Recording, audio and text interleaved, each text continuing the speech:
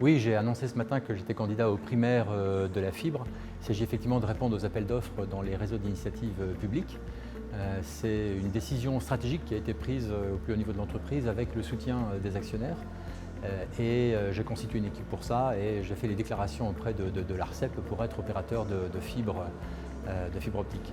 Donc c'est quelque chose d'important. Moi, je vibre complètement pour la fibre parce que la France a un plan très haut débit très ambitieux qui couvre les zones très denses, les zones moyennement denses et les zones très peu denses. Et c'est sur ces zones très peu denses, il y a le projet à terme de substituer complètement l'infrastructure cuivre par de la fibre. Donc on est en train là de parler d'une aventure pour les 50, les 80 prochaines années.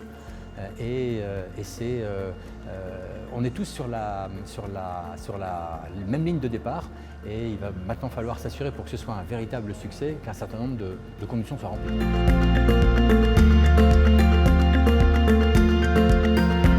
Ce n'est pas un nouveau métier parce que de la fibre on en fait déjà depuis 5 à 10 ans. On a un très gros réseau de fibre optique, d'artères en fibre optique pour apporter les contenus audiovisuels, notamment télévision et radio, sur les sites d'émission en fait.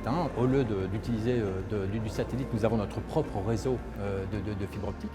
Nous avons également lancé depuis maintenant plusieurs mois un raccordement de nos pylônes et de nos antennes pour offrir une offre de tours connectés auprès des opérateurs mobiles.